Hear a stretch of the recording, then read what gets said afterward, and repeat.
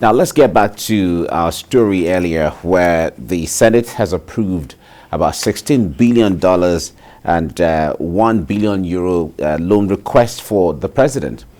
This is a lot of Nigerians are reacting to this. And joining us now is Executive Director, Civil Society Legislative Advocacy Center, Auwal Rafsanjani, to make sense of all of this. Auwal, it's good to have you join me right now.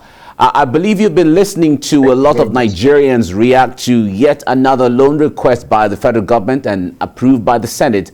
I wonder what your take is on this, because Nigerians feel that too many loans, too many times.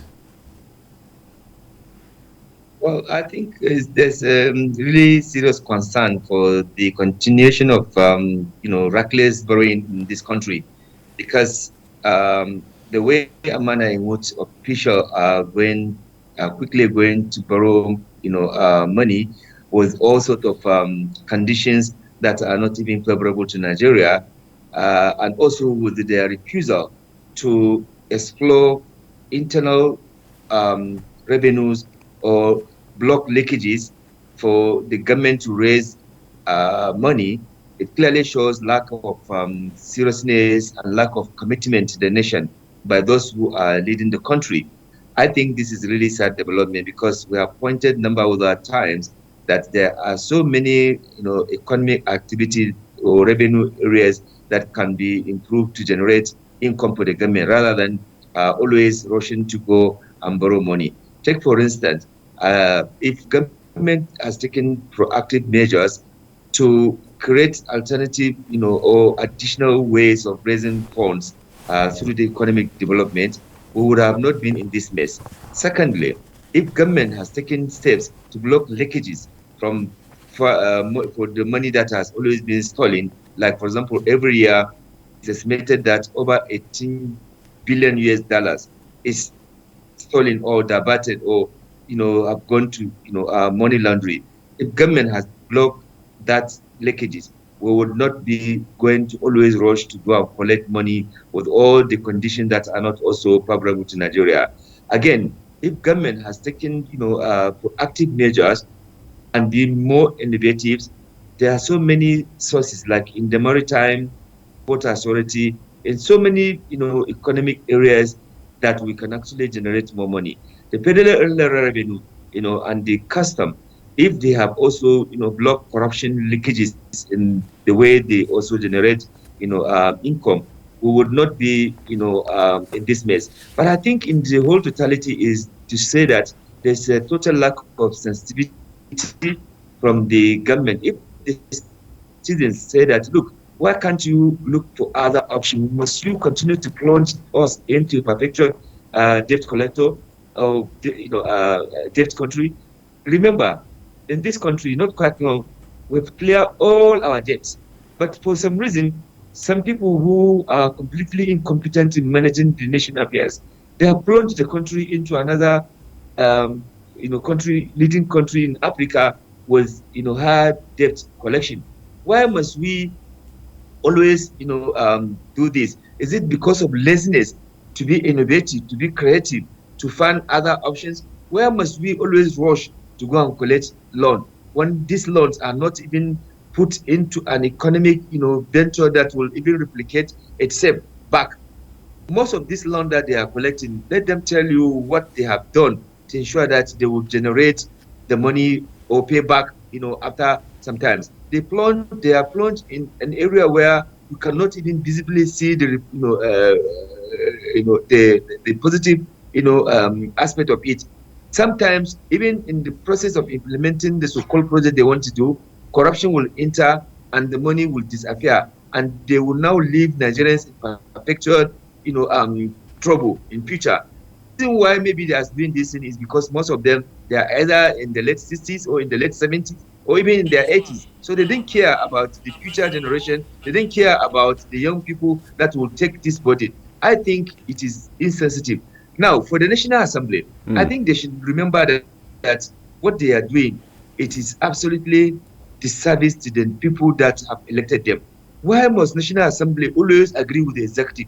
That is not loyalty. That is not, working relationship, good working relationship. In fact, as a matter of fact, they are even undermining their powers, their authority, which is to checkmate excesses, or unconstitutional things done by the executive. All right. Well, the perception is that the National Assembly is working to ensure that government runs smoothly. That is the message we get from the Senate President when loans are being approved in these directions. I think this is really an explanation that is not acceptable to majority of Nigerians, and even he himself, he is probably doing it. Maybe perhaps they are just doing it just to be good boys or good guys or good partners. That does not translate to good governance in the country. Because when you are doing this, you continue to do this. It means that you have total disregard. Look, we have a legal framework that stipulates how to take loan. The Fiscal Responsibility Act clearly spells out how government should go about taking loan. It is all done in gross violent violation of the Fiscal Responsibility Law, and it is also done in the violence, or rather dismissal of the public outcry over discontinuation of this. We are not in the military dictatorship where you just wake up and do things. We are under democracy. You must consult. In fact, even during the military, IBB, when they wanted to take IMF, World Bank loan at that time, they even had to do public, survey to see whether Nigerians are interested. Even though at the end of the day, they've done what they've done, but at least for them to even demonstrate that we want to hear from Nigerians, it make a clear departure from what is happening under a democratic rule. So I think our legislators should be careful about plunging this country into a perpetual debt crisis. They have been doing this thing without regard to public sentiment, to public, disapproval. Under democracy, public view must be taken into consideration. Nigerians said they are tired of this collecting loan, which end up in corruption hands. Nigerians are tired of saying that, look, why must you be collecting this? And government claim to have recovered so much money from the looters. Why is the money? Why can't this money be also used to mitigate whatever you want to do? Must also do a project that it is not sustainable, that it will end up in corruption. All right, Auwal, the one other thing that Nigerians are talking about is the cost of governance. Some analysts have said that if the cost of governance is cut to the barest minimum from the federal to state to local governments, that we don't even have any need to borrow. What do you make of this?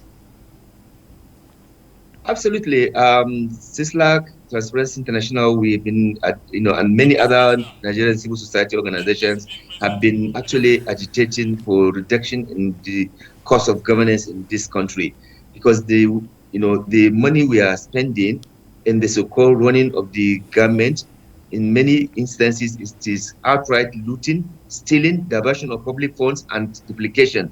If you can block all those leakages, can I assure you that there's no reason why we should not have money. Look, all this money they say they are collecting, Nigerians are not seeing improvement in the healthcare system.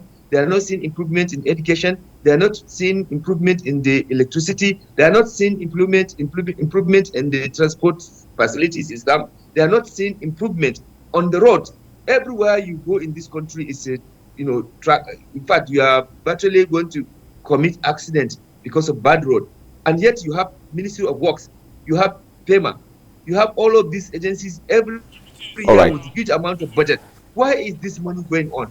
Okay. So honestly speaking, we must wake up and stop this reckless borrowing. All right. We have to leave you here now because of time. Thank you so much for talking to us. Auwal Rafsanjani, the Executive Director, Civil Society Legislative Advocacy Center. We appreciate you for your time on the news.